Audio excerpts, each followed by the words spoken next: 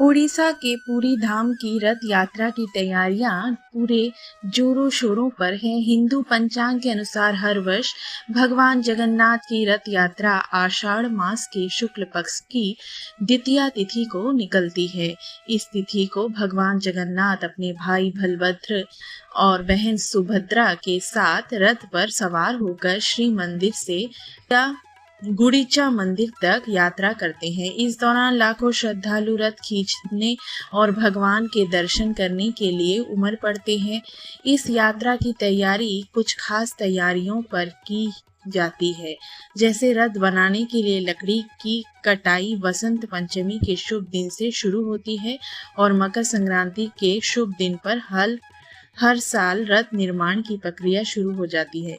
फिर रथ यात्रा से ठीक 15 दिन पहले ज्येष्ठ पूर्णिमा पर भगवान बीमार पड़ जाते हैं। दरअसल पूरे जगत के नाथ भगवान जगन्नाथ का 11वीं प्रकट आज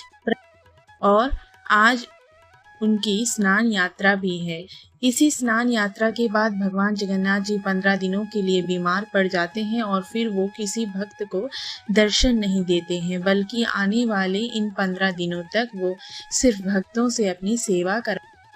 हर साल ज्येष्ठ पूर्णिमा को भगवान की स्नान यात्रा होती है, जिसे स्नान उत्सव स्नान पूर्णिमा भी कहते हैं। इस दौरान भगवान बलभद्र जगन्नाथ जी और सुभद्रा जी मंदिर परिसर से बाहर आते हैं और सारे भक्तों को दर्शन देते हैं।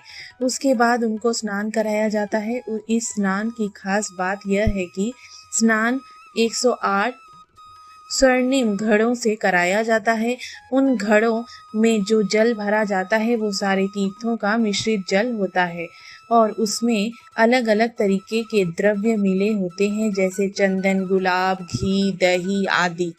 सुभद्रा जी का स्नान अलग से कराया जाता है। फिर जैसे ही स्नान पूरी होती है, भगवान को एकदम राजा की तरह सजाया जाता है। इतने शुभ स्नान के बाद भगवान जगन्नाथ क्यों बीमार पड़ जाते हैं, चलिए जानते हैं इसके पीछे एक पौराणिक।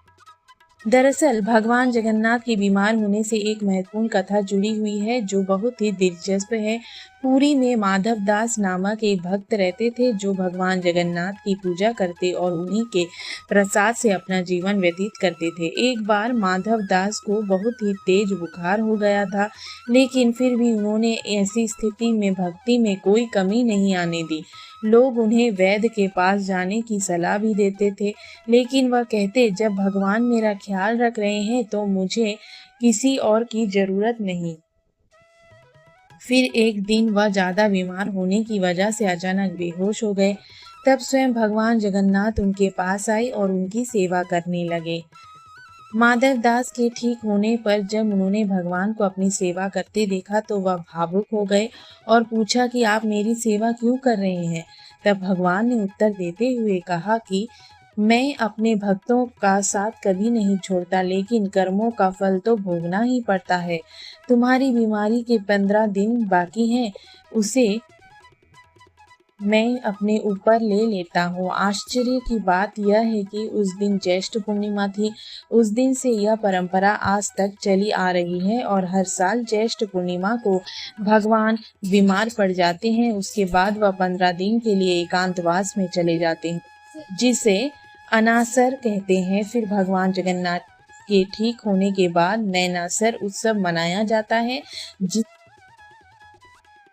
भगवान जगन्नाथ के बीमार होने की 15 दिनों की अवधि के दौरान मंदिर में देवताओं के चित्रों की उपासना की जाती है, जिसमें भगवान जगन्नाथ को विष्णु, बलभद्र को शिव और सुभद्रा को आदि शक्ति के रूप में दर्शाया जाता है।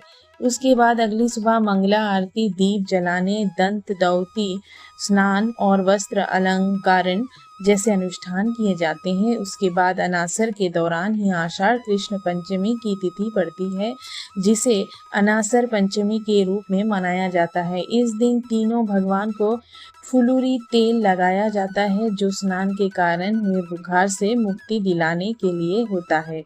यह तेल सुगंधित फूलों, चंदन, कपूर, जड़ी बूटियों और तिल के तेल से बनाया जाता है। इस खास तेल को बनाने की तैयारी रथ के 5वें दिन हेरा पंचमी के दिन से शुरू होती है और इसे जमीन के नीचे सुरक्षित रखा जाता है। अनासर पंचमी के बाद भगवान के ठीक होने पर नवजवान दर्शन होते हैं और इसके अगले दिन वह रथ यात्रा के लिए तैयार होते हैं। लोग शुद्धि के उद्देश्य से पवित्र नदियों में डुबकी लगा सकते हैं। ऐसा कहा जाता है कि इस दिन स्नान करने से व्यक्ति को अपने पिछले पापों से मुक्ति मिलती है। जय जगन्नाथ।